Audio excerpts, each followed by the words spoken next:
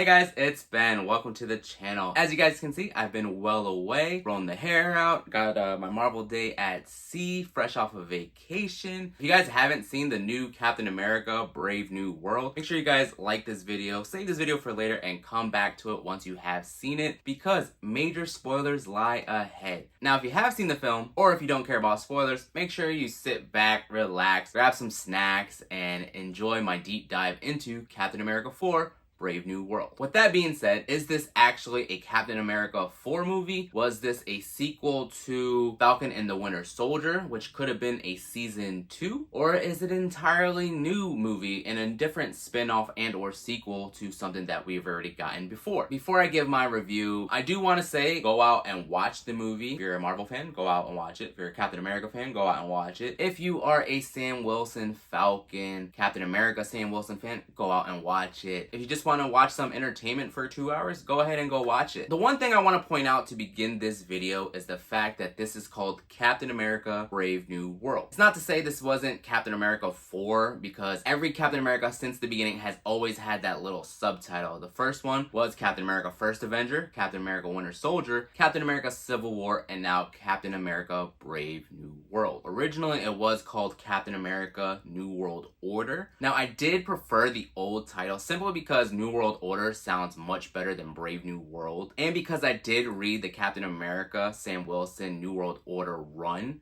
in the comics, so I was pretty stoked when they first originally announced the title of the film. But somewhere in the creative process, they decided to go with Brave New World, and with the title change comes a whole different story change. You know, Marvel likes to not really follow word or scene by scene stuff that they've done in the comics, which sometimes it's good, sometimes it's bad. Sometimes the change is welcomed because of the time of when those comics were made and what was represented doesn't necessarily represent the times currently today. I'm always on the fence about if I do like the new welcome changes or not. And with this, I will say that I'm a little disappointed in what they went with.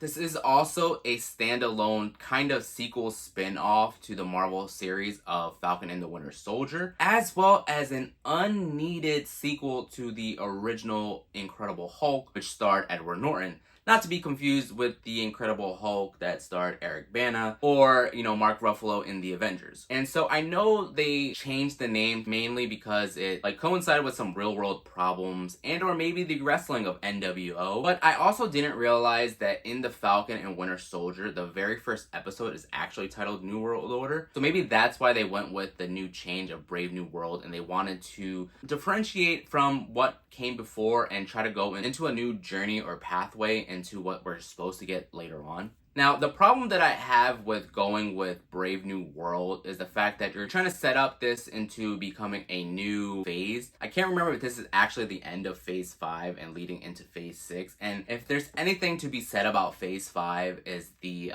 lack of continuity that we've had. Phase 5 has been a wreck. I'm not going to sugarcoat it.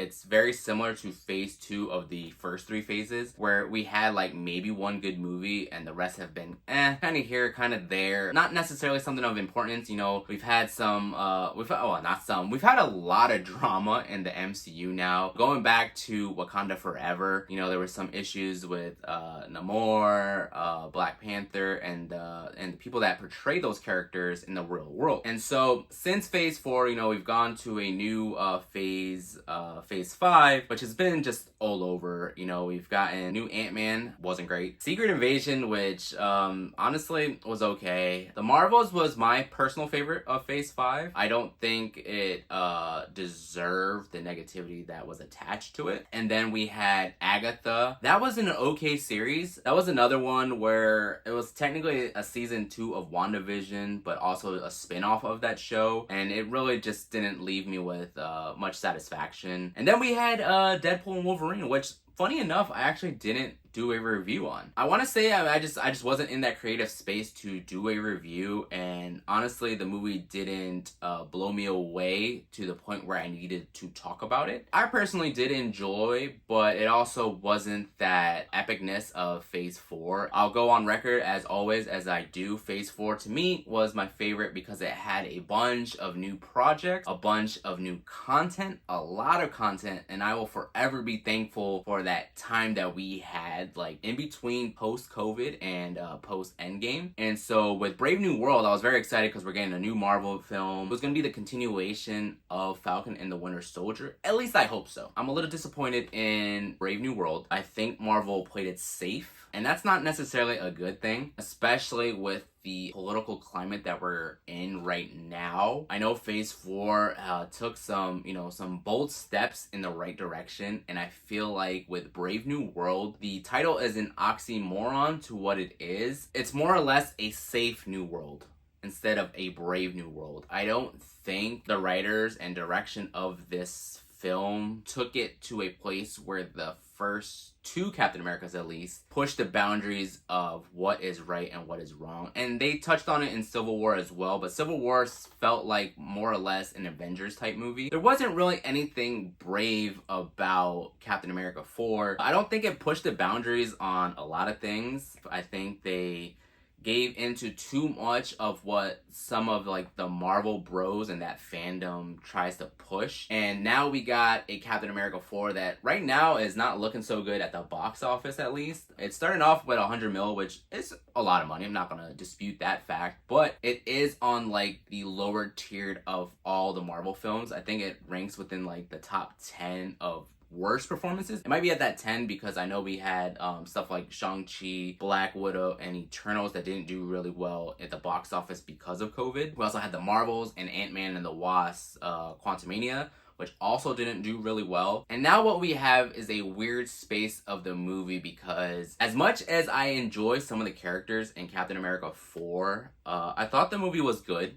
I didn't think it was great. And so with me personally, in ranking of like the Captain America movies, I love Winter Soldier, and I think that's the best one of the Captain Americas. And then we have the first Avenger, which is also really good. And then Civil War to me is one of the weaker films, but I'm not gonna bash Civil War because of what it did. There were certain scenes like with Spider-Man that weren't great in the movie. Civil War for me is like a 3.5 out of 5 because there's a lot of misses in that movie that I have problems with and issues with to make it a great film. Now with Captain America 4, I feel like it has that same, effect on me where it's like it could have been great, but it was just good. And I don't think, for me personally, Captain America 4 was better than Captain America 3. And the problem with that is Captain America 3 had a whole bunch of other heroes that made up for the lack of like Captain America. It had Spider-Man, it had Iron Man, it had Ant-Man, it had Hawkeye, it had Black Panther, Black Widow, Scarlet Witch. So I had a lot of stuff in that film for me to still give it a low score. And so Captain America Brave New World by default is sitting at almost like a 3.5 because I don't see it better than Civil War. Now, that's not to say that for me personally, I think I did enjoy Captain America more than Deadpool and Wolverine, because Deadpool 1 I think was done really well, and then Deadpool 2 was okay. And I feel like what they did with Deadpool and Wolverine, I don't think it was necessary. That was just something to do, and it didn't push the envelope either or the story forward in any shape or form. And I think that Brave New World also does the exact same thing. One of the main issues I have with Captain America Brave New World is the fact that it doesn't feel like a sequel to Endgame. It doesn't feel like a sequel or a spin-off season 2 of Falcon and the Winter Soldier. It doesn't even feel like a Captain America or Falcon movie for half the movie. I think my biggest gripe with this new movie was the fact that they really emphasized the continuation of the Incredible Hulk movie, which starred Edward Norton. It's really weird that they want to do a continuation of that. They had the one dude, his name was Stern. I don't even remember his like actual villain name in the comics. Weird thing to bring him back along with Thaddeus Ross. I don't think we needed Harrison Ford to get a Red Hulk. I think we could have established that some other way. The other issue was bringing Betty Ross back. Liv Tyler. Yeah, I don't know what they were doing with this one. There's like 3 different moments where they mentioned her, and it's very strange to bring a whole bunch of people from the Incredible Hulk world and universe and to not include Mark Ruffalo's Hulk or Edward Norton's Hulk or even She-Hulk, right? So you have all these characters from that world and you just brought them into the Captain America world, but also not really bringing anybody from the Captain America world like Sharon Carter or Bucky made a brief appearance, but but there wasn't much of him. The only other two characters that were from the show that were in the movie was Bradley and Joaquin Torres' character, who is the new Falcon. He was cool. Shout out to him for playing really good in the movie. I wanted more from his character. I've seen a lot of interviews of him now where he talks about, you know, being good representation for the culture, his Latino community and stuff. But the problem I have with it is the fact that you don't really feel that in the movie. You know, there's nothing really unique to the Falcon character, at least not in the first like 90 minutes of the film. Again, with Sam Wilson, Captain America, he was phenomenal in Falcon and the Winter Soldier, and the way that ended with his speech at the end, and I feel like that was missing in this movie. There's no mention of Louisiana. Didn't really talk much about his sister. She didn't make an appearance. They could have even tied in Captain Marvel, you know, because I believe she's living out in Louisiana now. They could have even brought in the Wakandans. You know, they kept mentioning the Wakandans, but they never showed them. But instead, they focused more on the Incredible Hulk story and not so much of Sam Wilson, Captain America. Now, in regards to the visual effects and CGI of the film, there wasn't any super major drawbacks, but there were some few scenes that were a little janky. With all the recent Marvel films that rely heavily on CGI and visual effects, there's a lot of these scenes now in the movies that you can really pinpoint and nitpick and take out of the film, and you can be like, that is a reshoot, that wasn't an original scene, and it really messes up the flow of the movie. I thought Red Hulk was actually visually appealing. You know, I know there was a lot of gripes with She-Hulk originally, which I never had an issue with, or just Hulk in general. Some of the flying mechanisms and them using the whole nanotech for Sam's helmet again, it's a little cheesy. Really weird because, like, he has a helmet that has the nanotech, but then his partner, the Falcon, doesn't have it. He actually has to physically always take off his helmet. So it's really weird why they choose to do what they do. I know Anthony Mackie wasn't a fan of the original cowl that he got in the first season of Falcon and the Winter Soldier, and so they went back and just did his regular goggles for his first suit, which looks cool. I don't have any problems with it. I love the first suit. I have the figure of it right here. So all they did was mainly take off like the white part of the neck and just made it one piece with the goggles, and I really enjoyed that. And they used it as the upgrade for his blue suit, which had the goggles as well. But I had an issue when he had the nanotech as a helmet. I think they could have done something cooler as opposed to what they did. As you can see in this Funko Pop, he has a whole helmet, and I know it has like the little tube to give him oxygen when he's flying, and you know, that's okay. I feel like they still could have given him a better design. You know, it's very like Ant-Man-esque where you just kind of see his eyes, and yeah, obviously, you know, it's probably to save money so you don't have to have Anthony Mackie actually in the suit, but it's a major drawback from the original suit design. Even in the comics, like, it's not realistic half the time anyway, so they could have just left him with his goggles flying through, because that's how he's flown when he was the Falcon originally, and I don't think he really needed the helmet at any point in the movie other than when the Red Hulk was trying to like crush his head in. That was the only part that seemed okay, like, alright, this makes sense. I think they should have had a little bit more fight choreography. I think some of the fights were a little slow paced. There's nothing really much to say about the score. I don't think Sam Wilson has a new Captain America theme song, and if he does, it wasn't in there much to be like, hey, this is his new theme. So that's another thing that I didn't like about it. Moving on to the plot of the movie, it was Thaddeus Ross being president, and he was supposed to do a new treaty, which they didn't really emphasize what the treaty was for, other than saying that it was based off of this celestial island, which, if you guys have seen the Eternals, at the end of the movie there's a celestial in the middle of the Indian Ocean, and since then a lot of people online have always been like, what about this? What about this celestial that's just hanging out there? And they put like a weird focus on mentioning that throughout the film. It was a weird segue to bring in the introduction of like the X-Men again, even though we had confirmation in Miss Marvel, The Marvels, and Wakanda Forever. And so basically the US, Japan, and a few other countries were trying to, you know, go into the Indian Ocean and set up labs and do experiments on the Celestial, and they realized that this is the adamantium metal that is part of like Wolverine and the whole, you know, X-23 experiments. And so it was a weird way to kind of like connect that, where you could have just connected it from the last previous movies that we've had. So it was kind of weird, you know, having the film revolve around that and the Incredible Hulk. The other thing that was something of weird urgency was the fact that Thaddeus Ross was trying to get Captain America, Sam Wilson, to restart the Avengers. From watching this movie, there wasn't really a big threat to be like, hey, we need the Avengers for this. I feel like they could have gone with a more organic organic way of saying, hey, I need to form a new team because of a new threat coming. The only thing we got in this movie was the fact that Stern's character, his like new ability is to like think of like new probabilities of the future and stuff like that. And so he just basically said was, hey, you're gonna need basically need a team to take off these new versions of superheroes and villains that are gonna come to your Earth. Very vague. I don't think it was needed. Also, in the end of the Marvels, Miss Marvel is actually recruiting people for the Avengers. So, like, it's a weird way of having him now wanting to make a new team of Avengers simply because Thaddeus Ross told him to and not because he actually wanted to start it, as opposed to having an actual character that they could have brought into the movie to be like, yeah, we need the Avengers. Moving on, the movie ends with Sam and Red Hulk fighting, dueling it out, and my biggest issue with it, not that it didn't look cool, was the fact that, you know, the movie is heavily promoted on the Red Hulk being a part of the film, and he really is only in the movie for maybe like 15 to 20 minutes. If that, it's probably less screen time. I don't know, like, I feel like this movie could have went in a whole different direction. It could have followed the actual New World Order comic, which